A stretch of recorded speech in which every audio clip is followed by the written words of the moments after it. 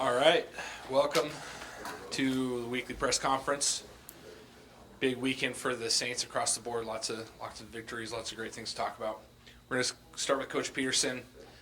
Panther volleyball is 9-0 in Missouri Valley Conference play. They went 3-0 on the week. One conference game or one conference match this weekend, and another top 25 non-conference match coming in Marquette. So, Coach Peterson.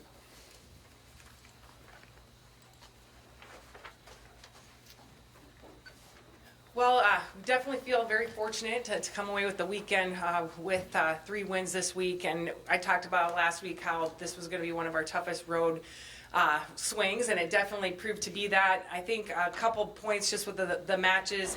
I think Southern Illinois, like I talked about last week, it was going to be very difficult to have a game plan against them just because of the different players that they had coming in. And I would say, like, with our defense, I thought we did a really good job of defending and slowing down the people that we knew more about and a couple of their go-to players.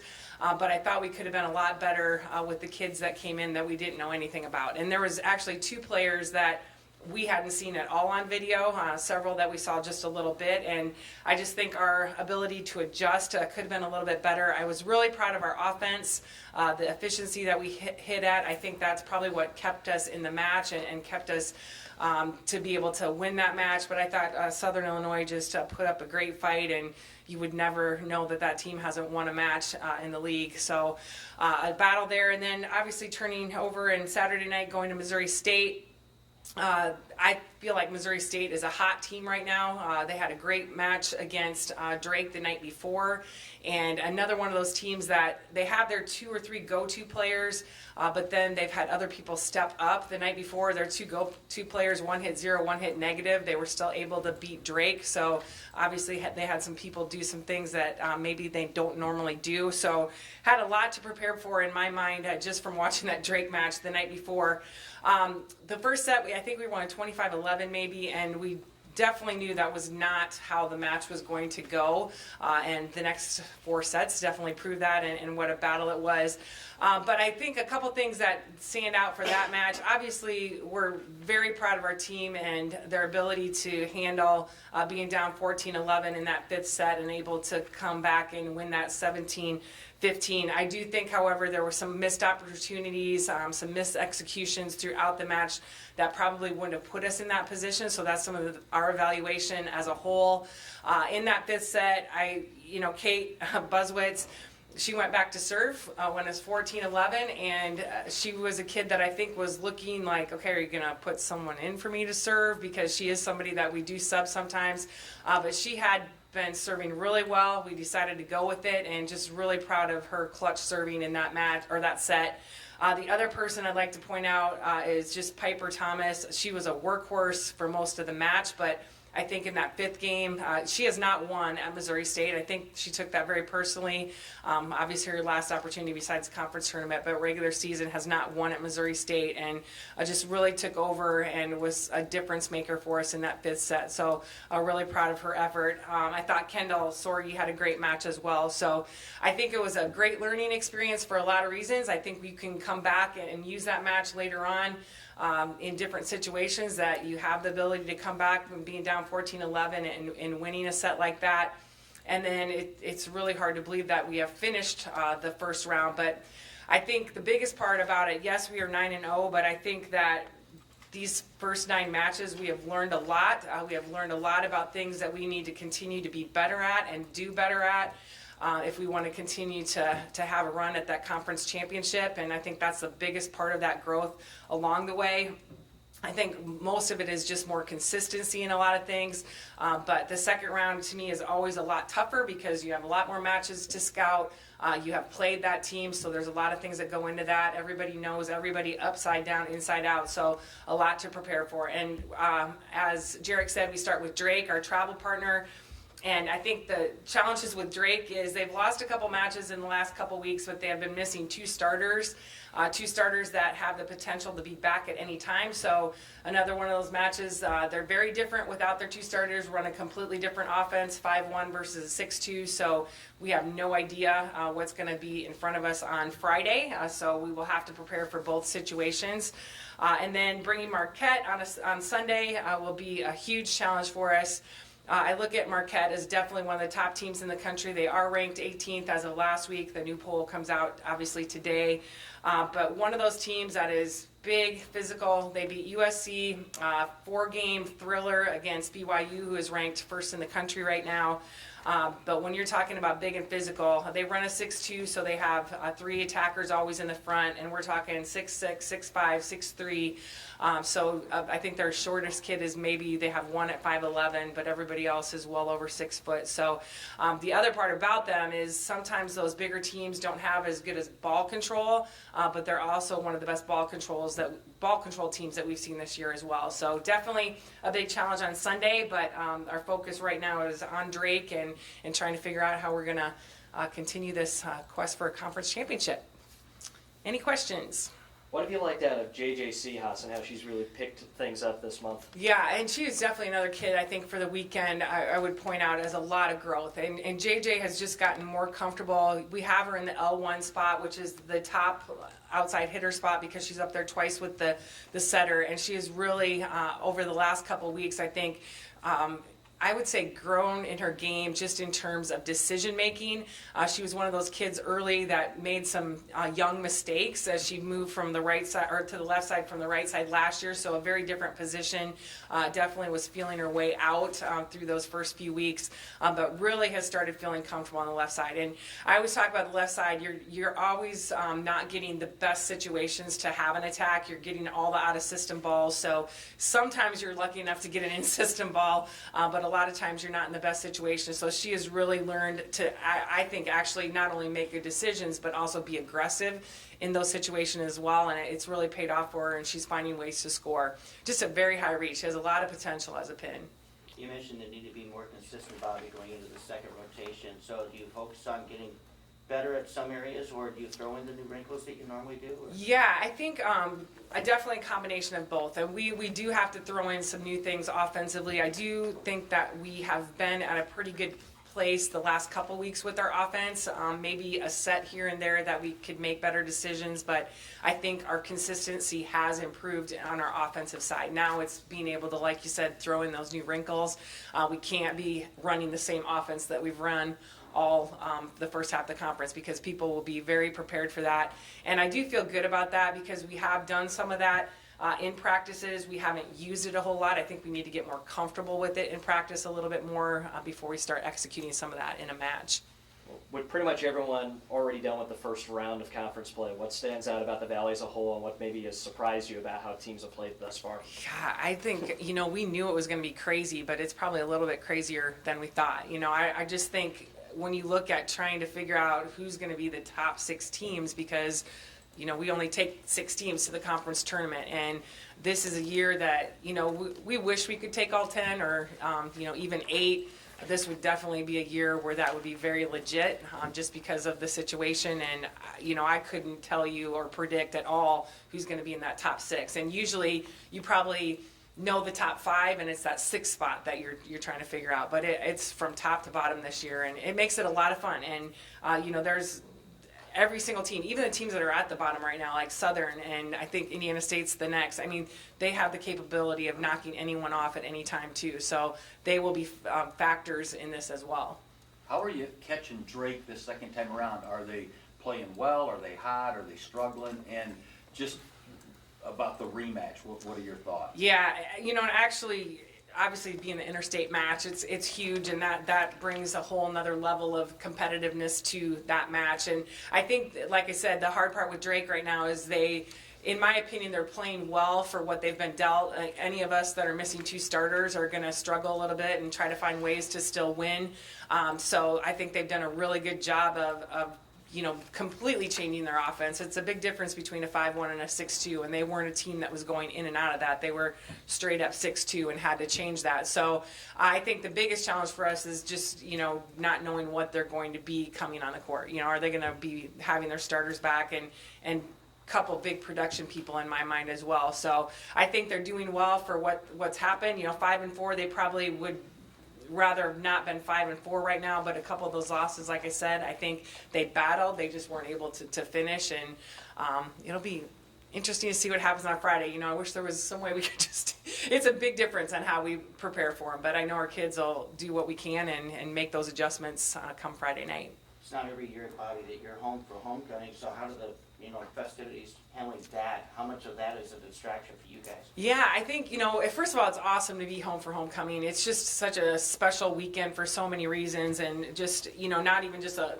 volleyball alumni, but the alumni from all the athletes and not even athletes. It's just really fun to be a part of. I think the challenge is, I think the Drake match, I'm not worried about with that, just because, yes, we have some activities going on this week, but it's more, what are we going to do on Saturday to be prepared for the next match? And I think that's a little bit of a challenge, because normally if we're home and we're playing 2 matches, it's Friday and Saturday. So I think on Saturday what your pregame routine is, so you prepare that way. But not having anything on Saturday night, we will have a short practice at some point on Saturday, but you don't have anything until that next day. How do we handle that as a team? How do we handle that as individual players? I think that's what we're a little bit more worried about, but I think we can have a combination of enjoying some things that are going on this weekend and still being ready to compete on both Friday and Sunday. Have you put anybody this year as big and physical up front as Marquette is? Probably not from top to bottom. We played some big kids. I think there was one other team we had 6'6" or 6'5", but when you look at all 3, it was actually 6, because they have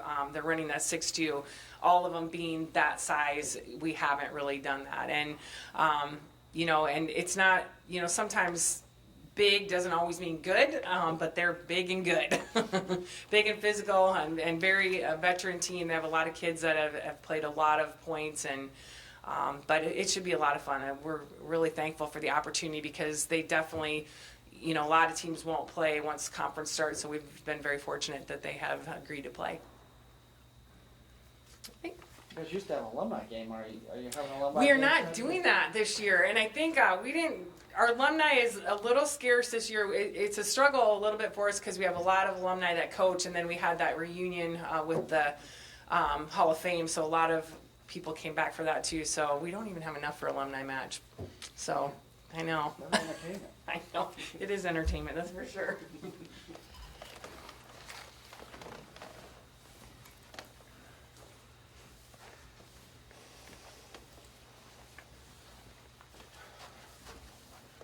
All right, thanks, Coach Peterson. We're going to move on to women's soccer.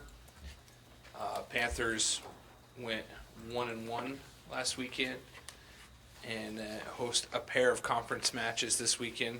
And the weather actually looks like it's going to happen after a few road trips. So sunny weather for a Wednesday match against Drake, and then Valpo comes to town on Saturday at noon. Coach Bruce Erickson. Yes, we're outside, finally. Had a good Friday following a not so good Tuesday. Non-conference games, always tough, I think, to play non-conference games during the week, especially when you got to travel like we did, and dominate and not win. But I think I've really liked how our girls battled through playing a tough Indiana State team in not ideal conditions. And actually, I think, we weathered a little bit of the storm. I thought they were better than us for, a portion of the match. And I think we got a couple of timely goals from Joe and Burnell, and starting to see those guys kind of hit their stride, which is good. We need to score goals. So coming off that performance, I think it helps us. The league's wide open, and I think having Drake on Wednesday is a great next game to have, because our girls certainly get up for playing them, and not only for the rivalry aspect of it, but both teams are battling for getting into the conference tournament, getting a high seed, hosting, going straight to the Final Four, whatever. There's a lot on the line, so I think hopefully the weather cooperates and we can get a good performance in on Wednesday. And then we've obviously got Valpo on the weekend on homecoming, so that should be a good couple of opportunities for us to play at home. Questions? You know, with the regular season winding down, how competitive is the league top to bottom as teams are trying to fight for those top spots or just berths in the tournament? I don't think, this is my 18th year in the Valley, I don't think I've ever seen a year with 3 games to go be as wide open. I think we could finish 8th and we could finish tied for 1st with 3 games left, which is crazy. I think there's 3 of us tied at 2-2. You know, I think apart from maybe Indiana State at 0-3-1, I think everybody could pretty much finish either with a bye, get into the tournament, not host. I mean, it's wide open. So I think it'll become a little bit clearer on after Wednesday, because I think there's, you know, Drake's, I think they've got a tie instead of a loss, and that's the difference that separates us. So I think everybody who's kind of tied with each other or close is all playing. So assuming those don't all end in ties, I think it'll shake itself out a little bit going into the last 2 games. But it's the parity is incredible. And I was mentioning this to Jarek, that the away records, I think, of teams right now is, I mean, we're 0-2 at home and 2-0 on the road. So Loyola, as the top team, got beat at home to a team that had, you know, had not won on the road. And so it's wide open. All right. Thank you.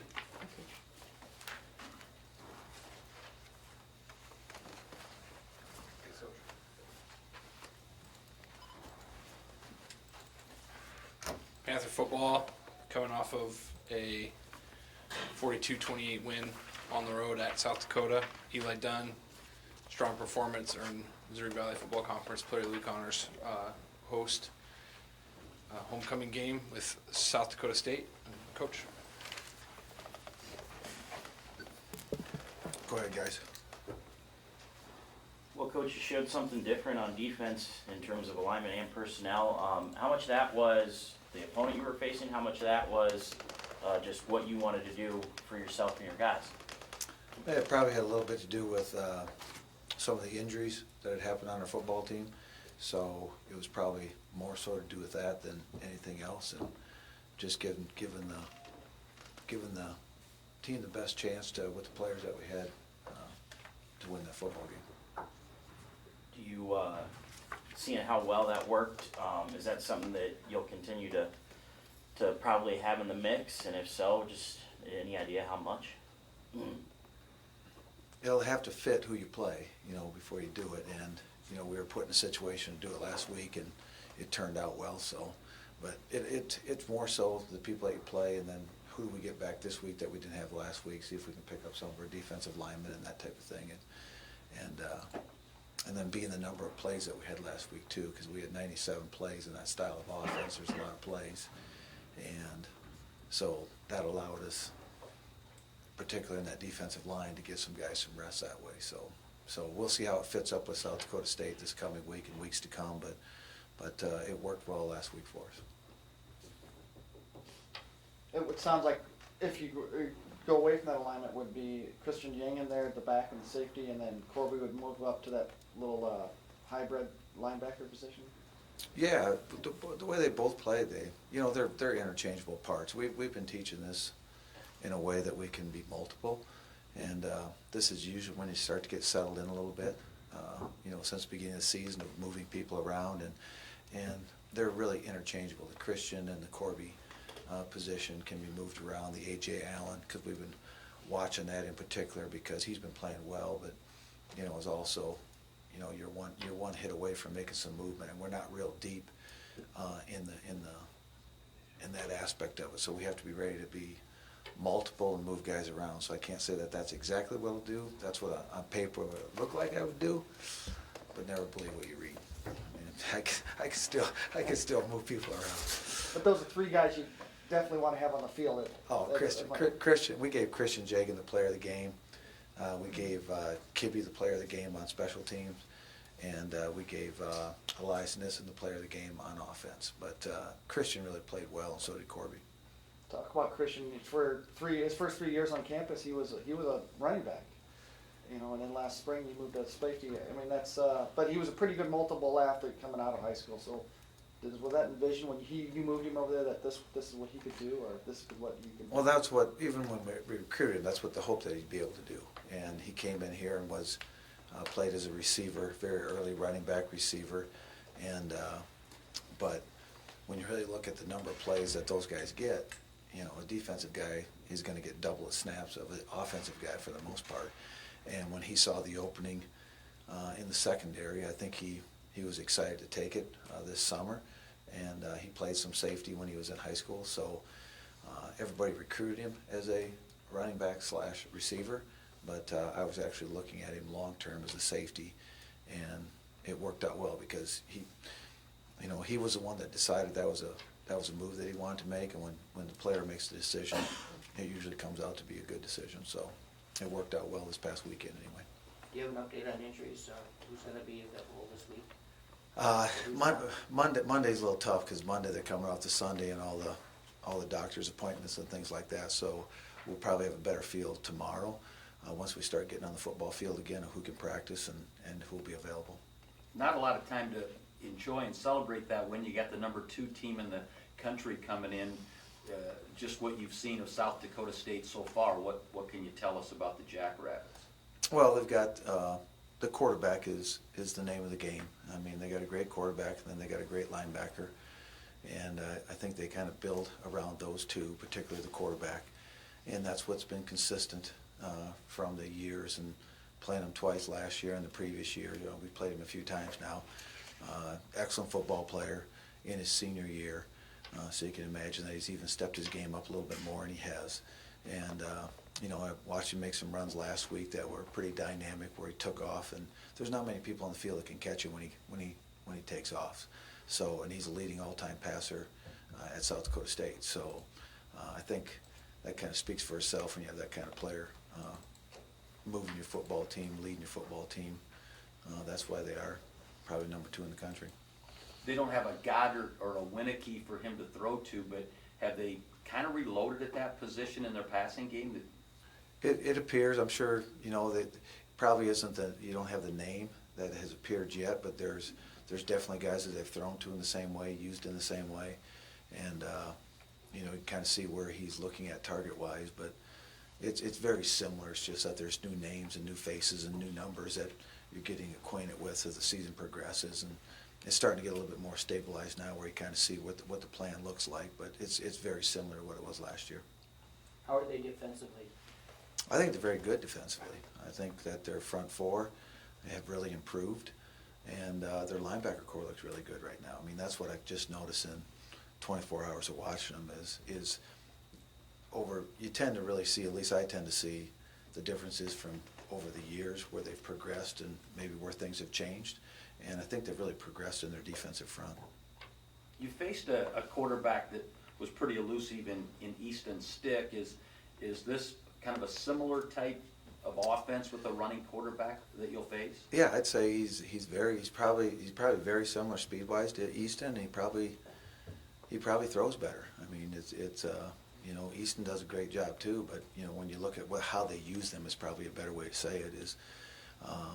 Easton's more of a play-action guy, whereas this quarterback can drop back and throw the football. He's probably more groomed as a throwing quarterback than he is as a running quarterback, where maybe Easton is more of a play-action bootleg quarterback than he is a drop-back quarterback. It's at least the second week in a row, Coach, where Eli's really spread the ball around, 7-8 different receivers.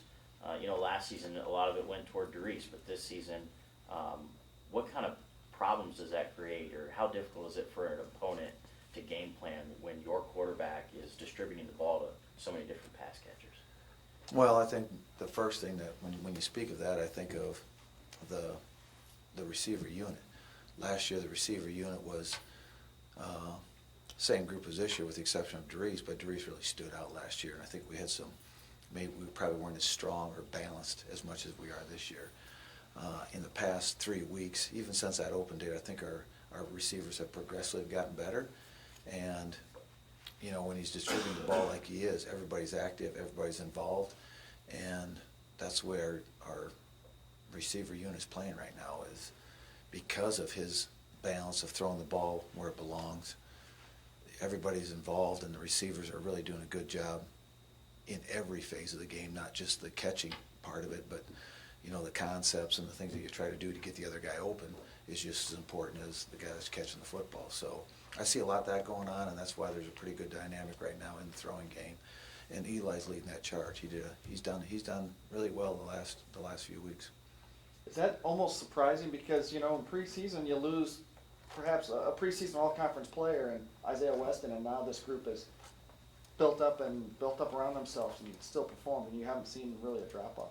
Well, that's been when those things happen. Usually, it takes somebody's got to step to the forefront. When you become the guy, then you start to play like the guy, and that's where I give credit to the receiver unit, because those first few games we didn't have that. We were kind of loose, what I call loose and fragile in the receiver core, because I think they were trying to find themselves, and when they didn't have the dominant receiver, or the receiver that was the go-to guy going into camp, I think everybody was just trying to figure out how they were going to be used and how they were going to perform. So that's all been established now, and their confidence is growing. But you know, Eli's a big part of that. Even Jalen James, he's really stepped up to the plate, and Fossey has stepped up to the plate. I mean, there's guys out there making plays, making catches, and like you said, Eli's distributing the ball. You know, from he's using the whole field, the depth and the width. He's using the field. Eli was named the Offensive Player of the Week in the league, and you've talked a lot about him, but well-deserved award for that kid as he's come on since, you know, not even starting at Iowa, and now he's really led this team to some big wins. Well, he's doing. Eli is an excellent quarterback, one of the better quarterbacks we've had here in a long, long time, and he's a throwing quarterback. People and you know, you try to get a little bit of perception that he doesn't move, so that's why people don't view him as this dynamic quarterback. But he's a throwing quarterback. He's a drop-back quarterback that can make every throw on the field. So, you know, the Iowa game was maybe because the Iowa game is why he's playing the way he is right now.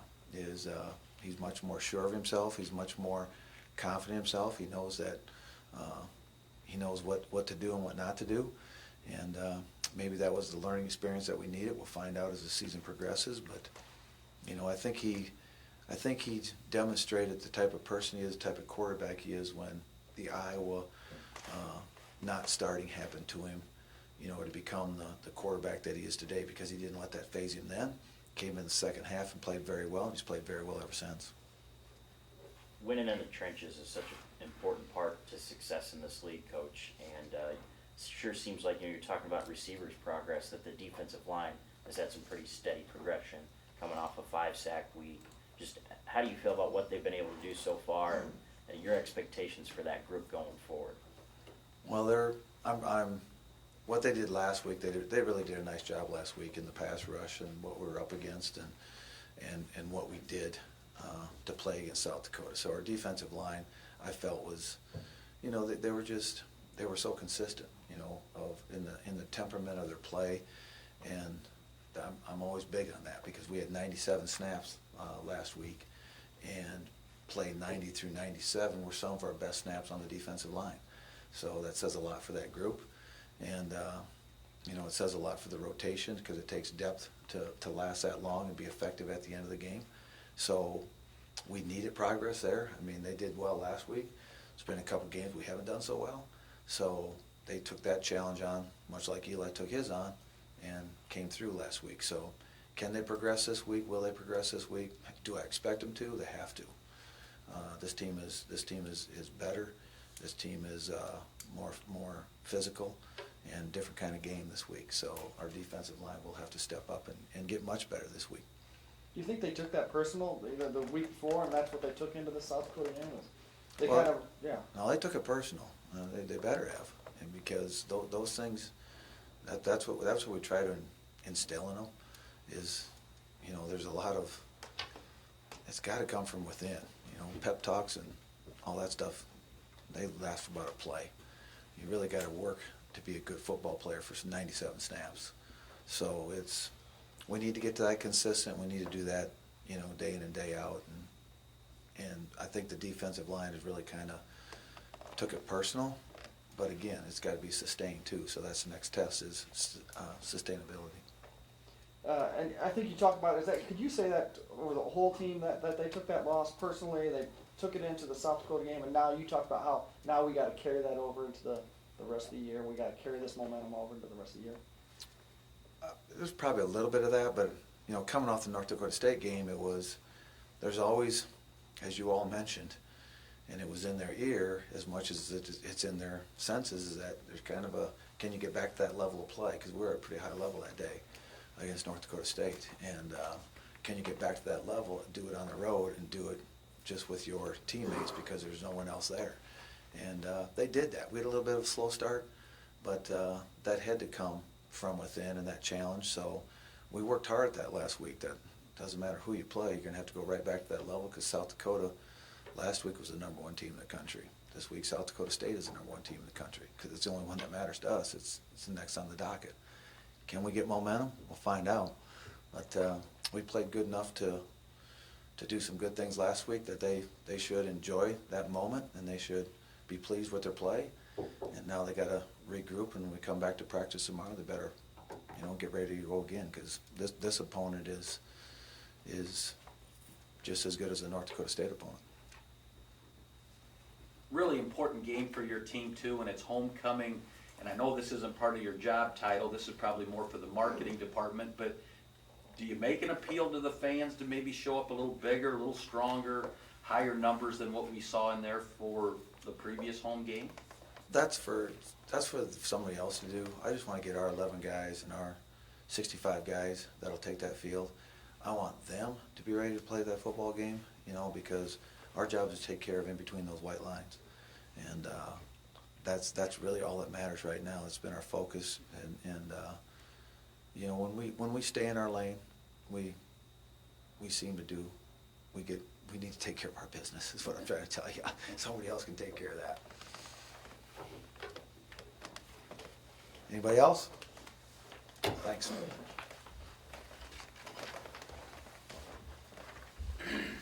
All right, let's move on to Panther Cross Country. Men finished 14th, women 20th at the Bradley Pink Classic. Walcott led the way on the men's side with a 20th finish. We're Coach Dave Paulson here.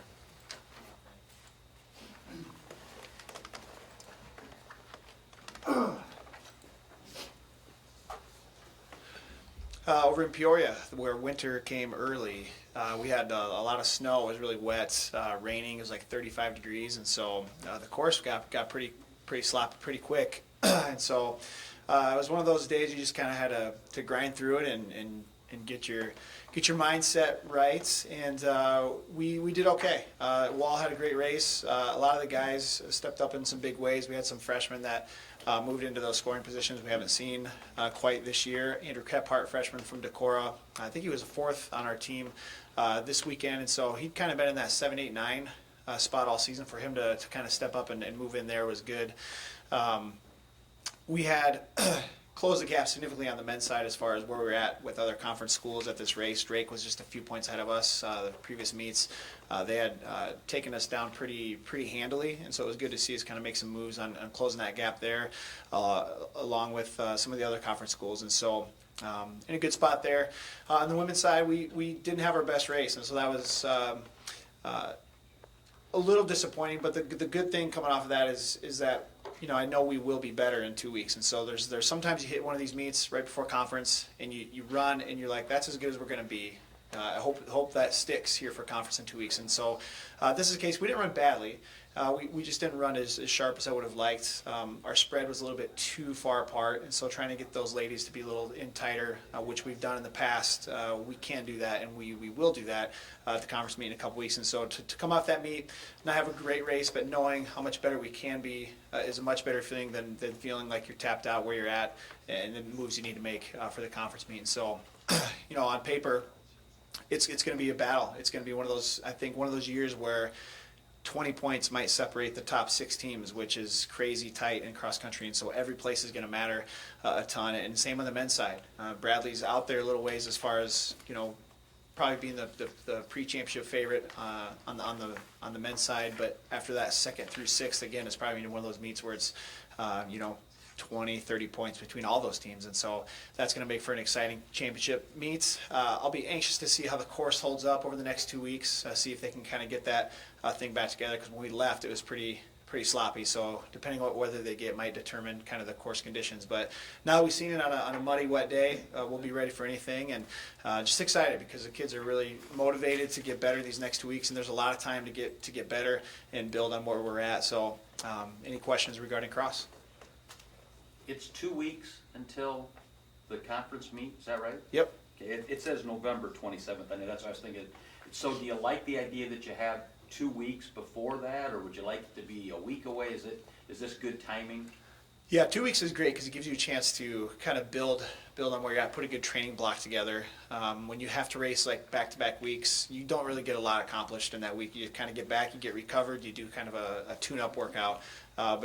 When you have 2 weeks, you have the ability to come back and really get after it, hit a solid workout, really build some confidence off of that, work on some things you didn't maybe like that you saw the previous weekend. And so we're definitely going to be working on being tighter in practice as far as where our athletes are together a little bit more. In that meet, it's really hard.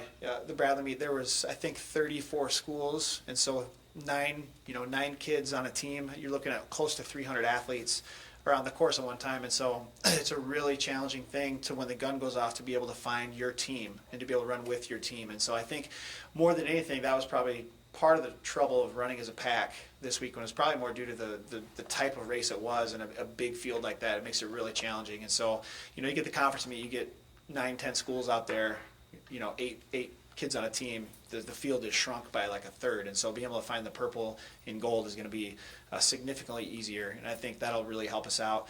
And we've in the past typically been a better 5K team than a 6K team, and so I just know they're anxious. They came off course, they weren't real satisfied with the performance, and so for me that's good because I don't have to try to communicate that. It was already ingrained in them, and when they stepped off, they're like, man, we need to be better. I'm like, absolutely, and we will be. And so that's kind of where we're at.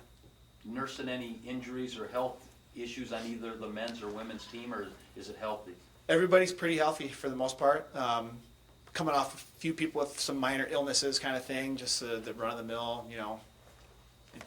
cold or that kind of stuff. That's kind of what you got to deal with this time of year. But everyone's pretty healthy and excited to compete. So we'll see where it all falls. Go back to Bradley in 2 weeks to lay it on the line and see what we can do.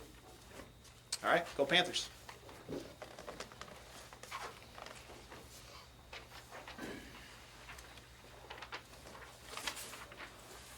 All right, UNI swimming and diving had a 4-team meet here this weekend over Valpo, Western Illinois, South Dakota State, and it was a great weekend for the Panthers. Pretty dominant performance. We got Coach Nick Lakin here, also a new dad. His wife had a baby last week, so.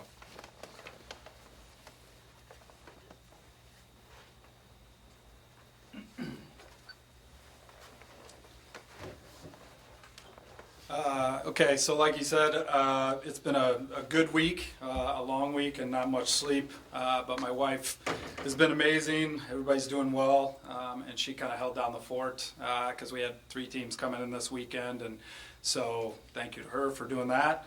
Yeah, we had a good team effort this weekend. We came off being in Nebraska last weekend, and we thought a little flat on Friday, a little better on Saturday, and then this weekend kind of put everything together. Our freshman class really started adding some value on Saturday.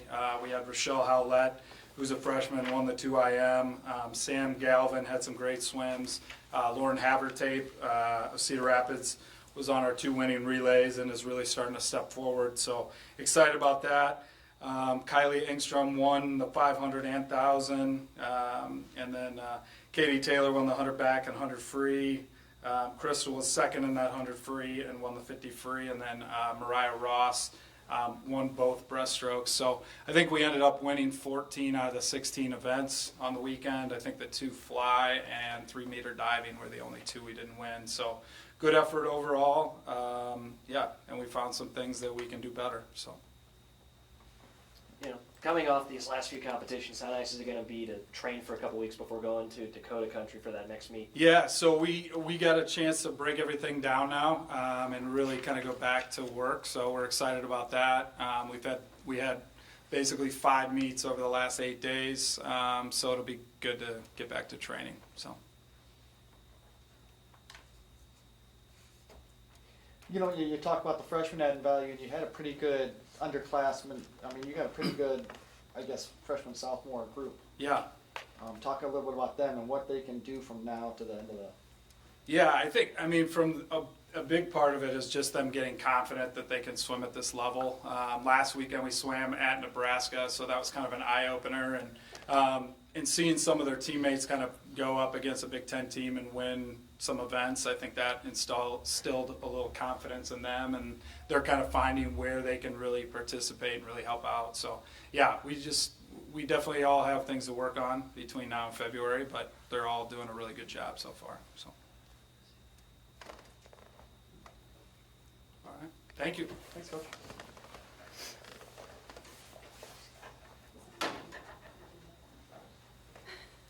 Pressure's on. None of us are 6'5", 300-pound defensive linemen. We have the Missouri Valley Conference Offensive Player of the Week, Eli Dunn. Eli.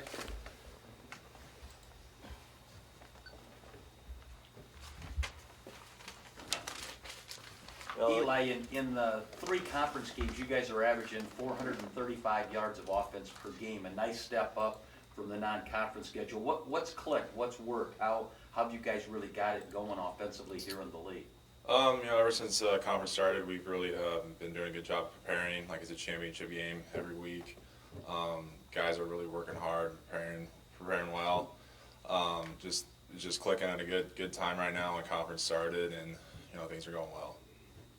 What do you attribute, Eli, to you and the offense's ability for you to be spreading the ball around so much? I think it's maybe 3 weeks in a row now where you've hit 7 or 8 different guys in the passing game. What makes that possible? I just think we have so many weapons on offense.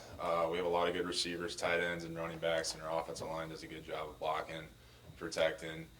Just kind of try to keep defense honest, trying to get the guys to the ball to different guys, and just keeping defense honest.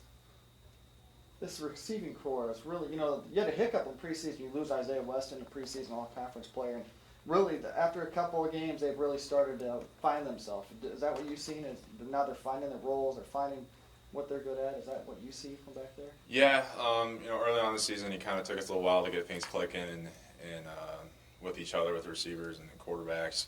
But just, the guys are really competitive. They work really hard, and just right now things are starting to click. The guys really want the ball.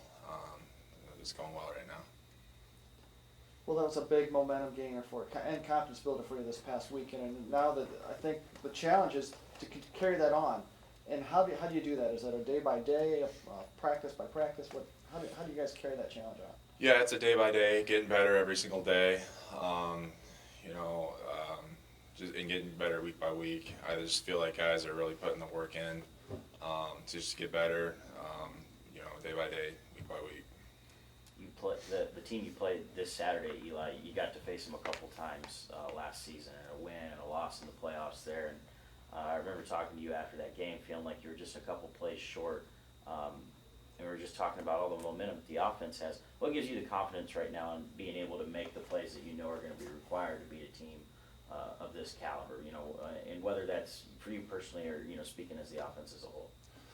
Yeah, we're very familiar with their defense. I think this is going to be my 4th time playing them, so I'm very familiar with South Dakota State. I just think all the preparation that we put in practice, and then just kind of how things are clicking right now, I really feel confident in our playmakers to make plays for next week's game. They're a tough defense, so it's going to be a really good challenge. They're ranked number 2 in the country, so they're a really good team. So, next week we're going to have to make a lot of good plays. What's maybe different about their defense than South Dakota's or North Dakota State's? What maybe makes their defense, what gives them their brand, if you will? Well, for one thing, they have a lot of returners. I know a lot of veteran guys on their defense, and they play hard. They give a lot of different looks to us. So they're a very good defense. They got a good D line, good linebackers, and they've got good secondary. So they're pretty good in all phases of their defense. Is Briley Moore as big a character as we watch him on the field? Does he come into the huddle and tell you, "Hey, I'm open"? He's just so energetic or crazy. Tell us about Briley Moore. Yeah, Briley is a character. He always wants the football, and he plays with a lot of emotion, a lot of passion, and that just kind of feeds off into us how we play. He gets after it. If he's not getting the ball, he's gonna go block 10 to 20 yards down the field when the ball's not even near him. We just kind of feed off of him. He wants the football, and he brings a lot of excitement to our offense. Is he one of those guys in the huddle goes, watch, I'm gonna go get number 2's brain here. I'm gonna go pick something with him. Does he do that? Because it seems like he gets in a little verbal spat with somebody like really early every game. Yeah, I mean, he kind of tries to get in their heads, but he's just such a competitor, and he wants the football a lot. And he's had a really good year. I got a lot of confidence in him. Our offense has a lot of confidence in him. He's just playing with a lot of confidence right now, and he's doing a good job. Being a senior, do you have the ability to change the play as you see the defense make changes or movement, or do you pretty much, is it the play's called and you pretty much go with it, or what kind of options do you have? Yeah, we definitely have audibles and adjustments we can make, whether it be protections or whether the defense is given a certain look, we can switch out of it. So the coaches do give me a lot of leniency to do what I want based off what the defense is doing, what situation we're in. There's been a few guys nicked up throughout the season in that offensive line, but it just seems like Coach Clanton plugs the next guy in, and that line does a good job protecting you. And how about how the offensive line has performed? Oh yeah, they've been performing great. We got a lot of dogs on the offensive line, and they get after it. We got a lot of depth too. I know we've had some guys go down, but the next guy's been able to step up and do their job. It feels really good that I haven't been sacked like a lot of times this year. They've just been doing a great job, and they've been doing really well. The other thing you've done a really good job in, Eli, in the offense is not turning the football over. Just your thoughts on not giving it away, interceptions, fumbles, whatever. Mm-hmm. Yeah, I think it comes with experience. I know early on in my career I turned the ball over quite a bit, but we do emphasize a lot on protecting the football, and we know that if you turn the ball over so many times, you're probably not going to win the game. So we really emphasize protecting the football and giving our team a chance to win by not turning the ball over. Homecoming this weekend, senior year, final Panther homecoming. Just your thoughts on this coming Saturday's homecoming. Yeah, I'm really excited. The last homecoming in senior year, we faced a really tough opponent, South Dakota State. It's always an exciting time for this university and for this campus and this team. So there's going to be a lot of excitement coming in this game. I'm really looking forward to it. Because this is a game that you guys could really make a statement. Hey, we're back, we're rolling. Because obviously after it's Saturday, you guys know you haven't arrived yet. You still got to improve. But this is a game you go out, and if you perform well, you could really say to the rest of the league, hey, just because we've had a rough loss, don't look past this. Or. Yeah, things are going really well for us, and this game we feel like can be a statement game for us. They're the number 2 ranked team. They're a really good team. If we can come out with a win next week, things are looking pretty good for us forward. But right now, again, we're just taking things day by day. But again, it's a really important game this week. Anyone else? Thanks, Eli. Thank you. Yeah, thanks, guys. Appreciate it.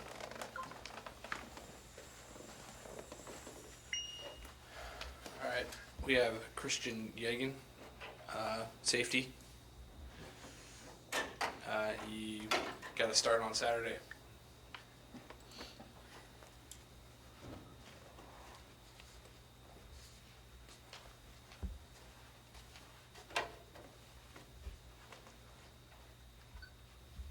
How much do you miss the offensive side of the football, Christian? Quite a bit, like during practice, I always look over there and miss catching the passes and just running routes and being with the offensive side of those dudes. So miss a little, but same time, defense it's fun. So Talk about, you recruited, a lot of people recruited you as a running back receiver type, but you'd played safety in high school. Was this the kind of envision that you might switch over to defense when you got here? Or? Yeah, so there was quite a bit of teams that also recruited me to play safety or some like a nickel backer, but I'd always my heart was always on offense and I wanted to score touchdowns. So I came here because Farley said, you could be a great receiver, you could be a great running back. And then as the past 2 years kind of went on, I was kind of thinking that maybe safety is my spot, and so that's why I approached him and he was on board with it and he loved the decision. So. At what time did you guys have that conversation last year? It would have been right before winter break for us. It was after the season, and then I went up and talked to him, and from there. That's how it went. Well, you battled injuries this year. You got on the field early and then missed the game, or I think you missed the opener, right? Yeah. And then now you got on the field, and then you missed another game. Talk about what's been frustrating. Was it really rewarding to finally get on the field and make an impact on Saturday? Oh yeah, I mean these injuries, they stink. Each time I feel like I'm about to get my chance again, and I got re-injured. So it's just nagging injuries. I've never been injured this much in my career, so that was hard for me. But then being able to go out there this past weekend and play the way I did was very rewarding for myself. After the game, Coach Farley says we found a safety. What's that mean to you? It means a lot because he's been talking to the defense, just saying we need that guy, at this position, and it felt good to be able to step up and kind of meet his expectations. How much more comfortable do you feel right now in the position, Christian, than you did, in spring ball, and what's been the difference in your level of comfort? I feel a lot more confident compared to spring ball. Spring ball was new, haven't been on offense for 2 years. You kind of lose that defensive feel, and it's just a long road getting it back. But coaches, they helped me out a lot. Coach JJ, being in his office and studying with him, and then meetings, he's really helped me, improve my skills and just helped me be comfortable where I am right now. Where's your game got to go from here? I just got to go a lot higher than it is right now. There's some plays I could have made on the ball that I felt that I didn't do a very good job at, and I still got to make sure I'm good at tackling because I kind of struggled with that early, making the jump from offense to defense. You kind of lose the tackling forms and all that, so I think I can improve in those two areas.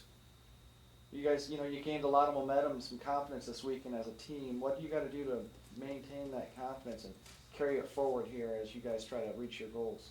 I think, the offense needs to keep playing the way they're playing. They're scoring a lot of points lately, and the defense, if we just keep playing how we did last game, just swarming to the ball, everyone's flying around, I think that's what will help us continue to propel down the road. Big opponent here that ended your guys' season last year, coming into town. Is that at all any motivating factor that you're coming in and now you guys can take something back from them? Or? Oh yeah, that playoff game that sucked. We beat them last season, and we felt that we could have beat them again. Obviously, we should have, and we didn't. They kind of beat us pretty bad, so we've got that as a motivator. And they're coming into our dome, so we'll be ready for them. Appreciate it, Christian. Thanks. Thank you, Christian.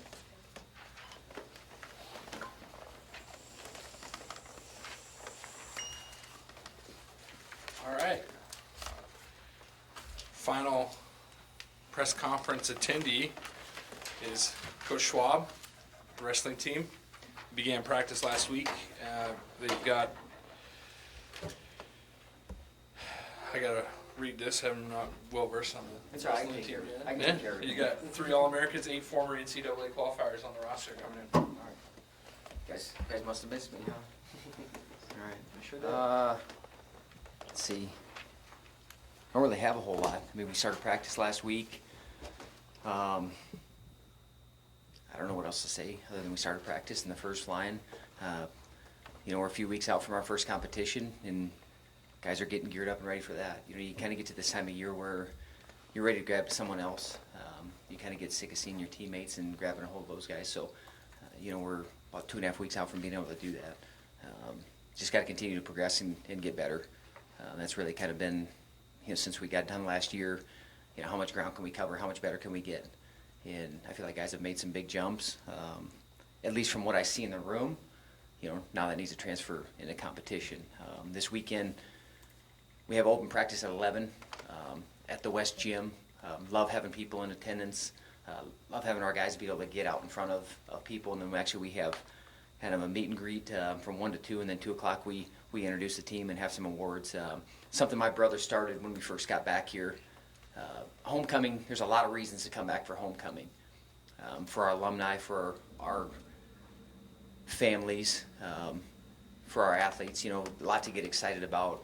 To us, it's kind of almost a kickoff to our season. So we'd love to have any alums in attendance.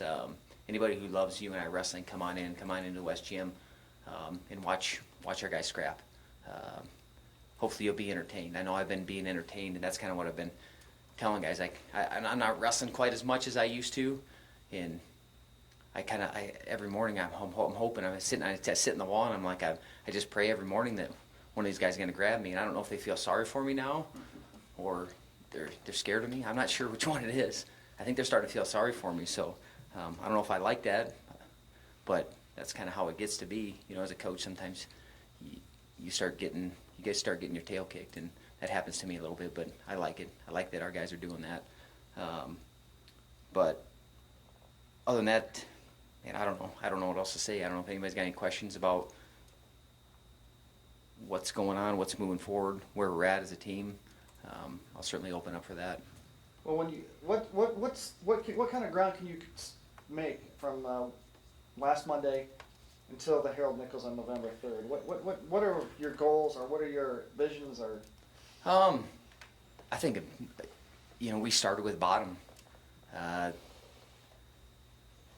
If you look at any of the big matches that we had last year, losses that we had in big situations, one thing that was a common theme was not getting off the bottom. So giving ourselves, so we're confident we can get off the bottom for anybody. And a lot of that's just attitude, and got to get some reps. But more than anything, it's attitude and putting them down there and letting them understand how important that is. So not like we kind of brush by it and like, well, we'll take care of this as it goes. Like this is something that we need to address, and we've been addressing it for a while. But that was one thing that I want to make sure that guys understood. Like, this is one of the first things that we're going to talk about and what we're going to work on is we have to have a plan when we're underneath, and we have to have confidence when we're underneath, because what that does, it allows a guy, so he'll take a risk. Because if I'm worried about getting taken down and then I'm going to get ridden for 2.5 minutes, I probably won't take a risk. So for us, like, we get taken down, so what? We'll escape. We get taken down again, so what? We'll escape. You get so even at the end of the first period and it's 6-2, you get to go down the next time. You get the next takedown. It's the next thing you know, it's 6-5. So things aren't insurmountable. But getting guys kind of understand that. But we have to have confidence on the bottom, just like we have to have confidence when we're on legs. Just like we have to have confidence when we step on that line against anybody. But that's a big thing for our guys, that we have to be able to get off bottom.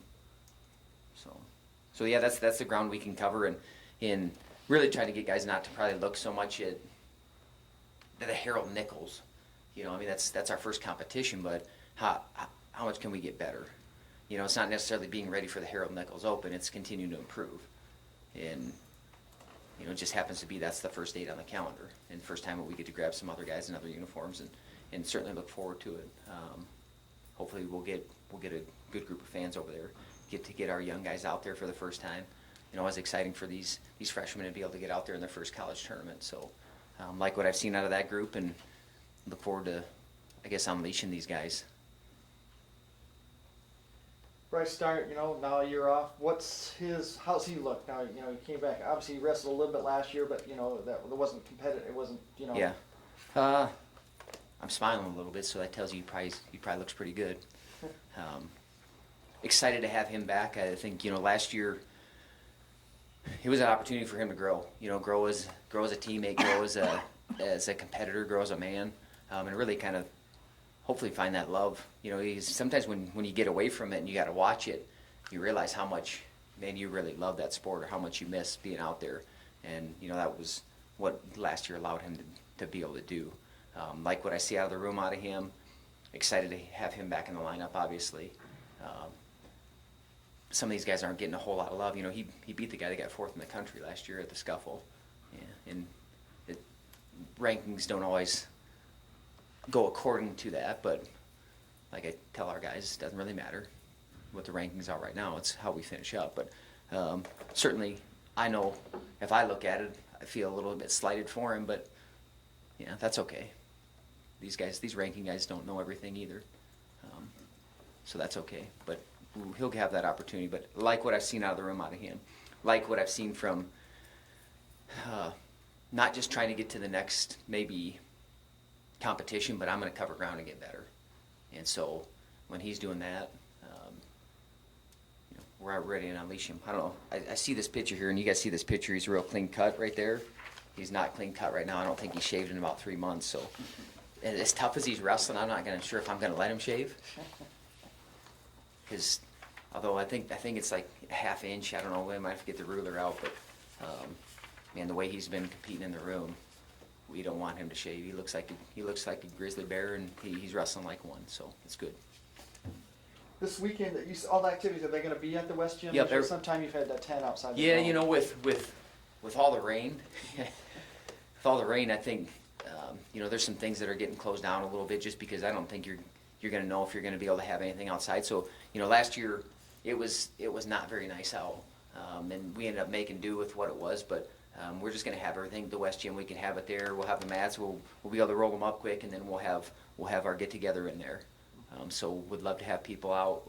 We have alumni Dave Williams who comes back and provides some incredible food for that. So certainly love to have everyone come over. 1 to 2 is just a... Yeah, kind of meet and greet, get to meet the team, get to see our guys, because, that's one thing we want to make sure that we connect with our alums, we connect with our fans. We're able to have some time to give back to them and really get them invested into our program, get to know our guys, and get to see what kind of men that we're breeding, I guess, that we're building over in the West Gym. I know sometimes people don't get over there a whole lot, and we like kind of being off on our own, I'm not gonna lie, but we like having visitors too. So certainly it's a different atmosphere too when you go from the room to out to kind of an open air a little bit. You got to get our guys used to being in the West Gym. So and always enjoy that workout. So hopefully it'll be a packed house for that. How's the American League Championship Series looking? It's 1-1 right now. So it's 1-1 right now. We'll see. Evaldi, he's incredible on plus 6 days rest, so he's going to be on that. So I think they'll go up 2-1 tomorrow. But the Astros are a good team. I mean, they're solid all the way around. I mean, up and down lineup, and they put Correa, is he batting like 7th right now, or 6th or 7th? And it just always throws kind of a wrench into things. It seems like he's been coming up in some big situations. But, yeah, I'm a Red Sox fan. I wore this hat for a reason today. I don't usually wear a hat, but big series.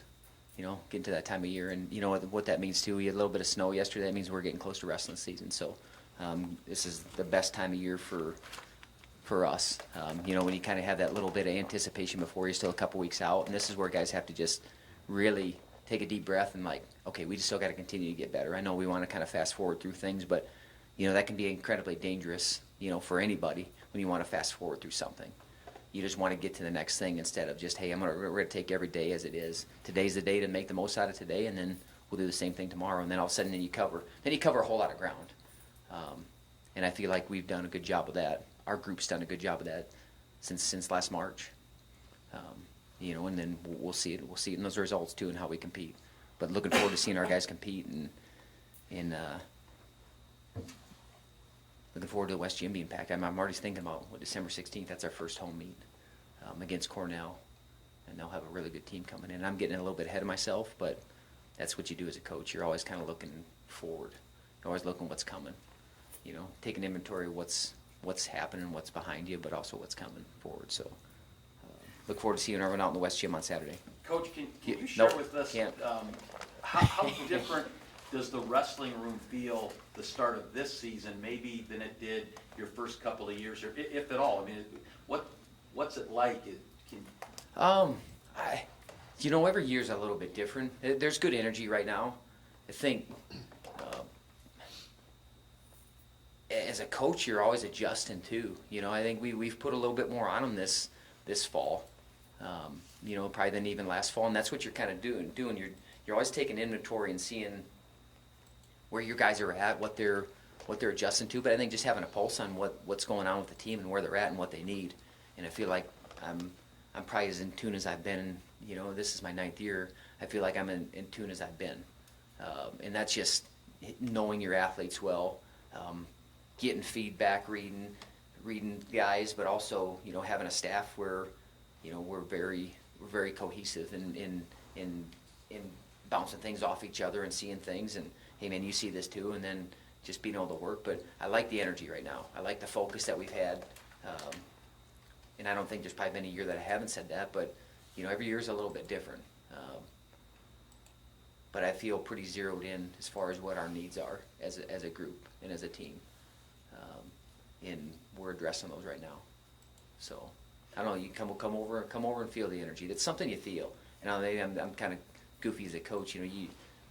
There's some feels that you get, and I like where we're at. From an energy point of view. You wrestled at the highest level, had great success talent-wise. Do you see from those first couple of years till now, year 9, have you seen a nice rise in that? We definitely. I mean, this is by far the most depth we've had. Up and down the lineup. I mean, you can go and I can go through and name guys, and name. There's credentials behind them, but also there's improvement that's happening. There's a little bit of fire in these guys. These young guys are pushing guys, and that's a good thing. You want your freshmen to come in and not just kind of, well, I'm just going to kind of take my role, and I'll wait till next year. Well, they got this guy in front of me, and those guys aren't doing that, and that's a good thing for us. But man, I definitely have the most depth we've had up and down the lineup, and that's something you should have. If we're not in a better spot in year 9 than we are in 1 and 2, then you probably should bring the other guy back then. I mean, really, to be honest. But we're definitely in a better spot up and down the lineup. We brought 9 Iowa kids in last year, that are all very good wrestlers, that want to be here and that are going to make a mark on the program. So I don't know. I know I like what I see in the room and how these guys are taking care of things. Now we got to go prove it. Like, get up here and talk, and you guys are probably ready to leave because you've been here for a while, but I'm going to continue to talk. But that's where we're kind of at. We don't need to talk anymore. We need to go show. We need to have action, and we need to follow through on certain things. The guys are there. You talked about the talent. You talk about the ability that we have. We have the ability to score a ton of points at the national tournament. A ton of points in the national tournament. Now it's just the guys believing that they can do that and going and doing it in March, but not getting ahead of ourselves. We got to take care of today. Today's the most important day right now. So I even get ahead of myself, and I'm trying not to do that, because Fired up. well, you get excited. You get excited for the future and what you see, but you can't get so excited that you forget about taking care of today and doing the best with what you have in front of you. And I feel like our guys are doing a good job of that. So you got to remind coach every once in a while to do that too. So I don't know if that answers your question or not, but Good. And you're telling us, even though the Red Sox are in the playoffs, you're not distracted at all. I mean, you're laser focused on it. no, I can. Well, my wife wouldn't agree that I can multitask, but I feel like I can multitask well. I mean, I get locked into the game though. I'm not gonna lie. Sometimes, well, I can't say what I say, but sometimes that K-zone, it's upsetting. I'm not gonna lie. I can't be the only one that gets upset about the K-zone every once in a while. I would kind of wish they'd get rid of that thing, because you're like, man, come on, that was a strike. And then they don't call a strike, and then you expect it to be a strike, and then it wasn't, and then you get upset because it's a big situation. All of a sudden, now it's 3-1 instead of 2-2, and then you know how things change. So, yeah, no, I'm excited for the Red Sox, obviously. Excited for this weekend. Excited for you know, the football team's got a great opportunity. Go take out the number 2 team in the country. So hopefully go out and get that dome packed, because it makes a difference. I'm telling you, a packed West Gym makes a difference, a packed McLeod makes a difference, a packed dome makes a difference. So get out there and support the Panthers. So go Panthers. We missed you, though. Yeah. We missed you. I guess, yeah.